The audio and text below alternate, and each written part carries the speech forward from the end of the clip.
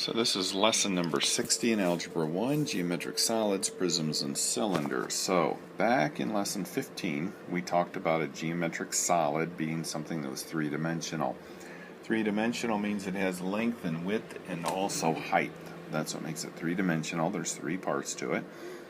And we have, as three-dimensional objects or geometric solids, we have prisms, which here's an example of a prism here. Notice that the base here and the base here are going to be the same. Alright, same there, and same there. Okay. Also have what are called cylinders, and these are cylinders. Cylinders are round at the top and bottom, same area, the same size or the same base and top as they are there.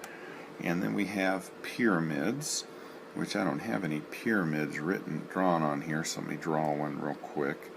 Not very good at it, but at least you get the idea of what a pyramid is. So this is a rectangular pyramid showing that the bottom is a rectangle. We have cones, which have as a bottom a circle, and then they go up like that. Again, my drawing of a cone isn't very good, so this you can't really see that back, so I make a dotted line to show that it's hidden. And then I have a sphere, which I'm even worse at, which is basically a globe or a basketball or something like that goes, and then this is like the equator of the Earth. So that's considered a sphere. Okay, so we're looking at all of those different ones in here. So we're going to start out with prisms and cylinders. So let's get my drawing back here, and there's my pictures of my prisms and my cylinders, and there's different parts to them. So it'd be good to get you to write some of these down. In a prism, we have a base, which is there, and a base is the top. Okay, the top and bottom are both called bases. Now you can call it a top and bottom if you want, but they're both bases. These are called the faces of the prism, and they have a specific name, a lateral face.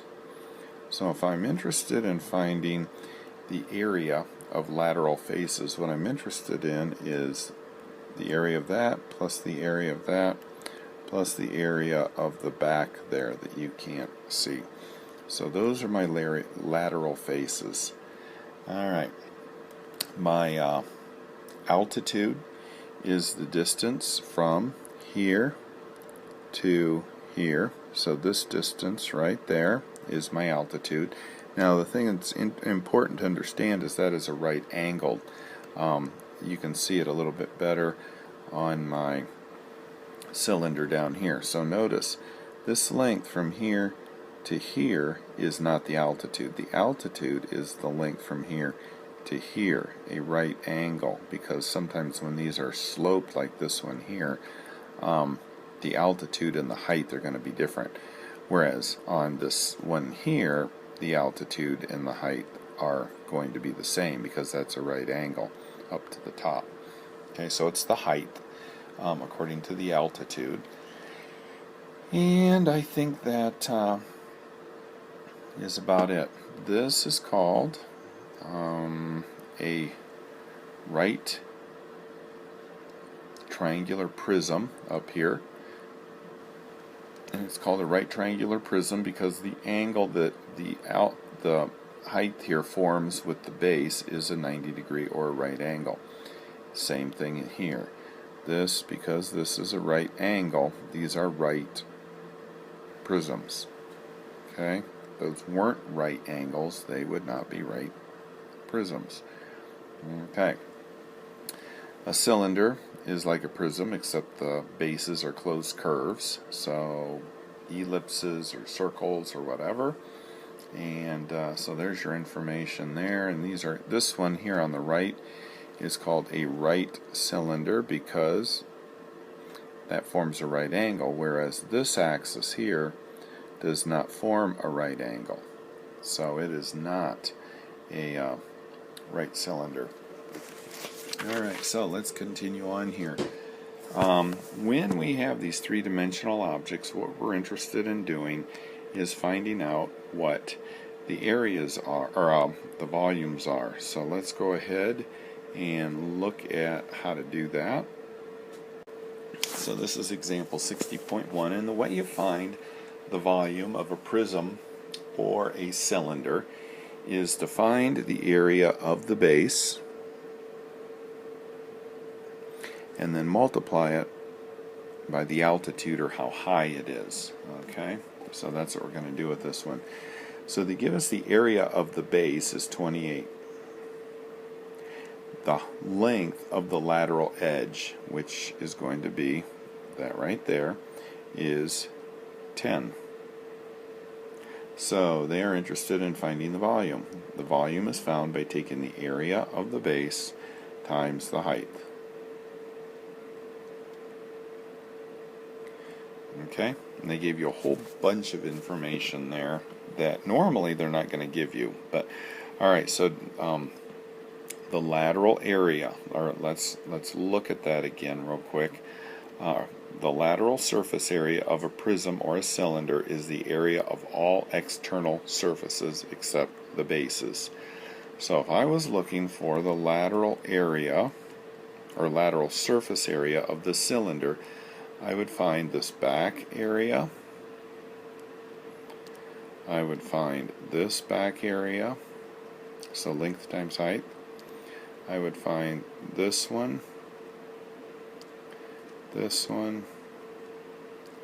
and this one. Okay, I would find all the surfaces except the top and the bottom, and I would add them up. And when I add them up, that's the lateral surface area. Alright, so let's look at one of these. Let's look at 60.2.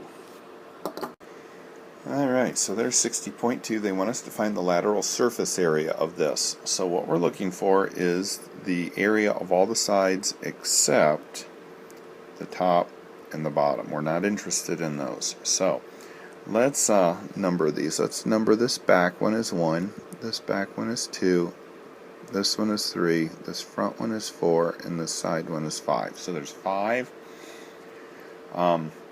lateral surfaces. So we have to find the area of each of those 5 and then add them up to find the lateral surface area. Alright, what do we know about the height of all of those? Well, the height of all of those is 15. What do we know about from here to here, the width? It's going to be 8. Is that true for each one of them? Yes, because it says it's a regular pentagon, and when it's a regular pentagon, that means that all the sides, see this is the pentagon up here? That means that the sides are all the same length. That's why they use the word regular.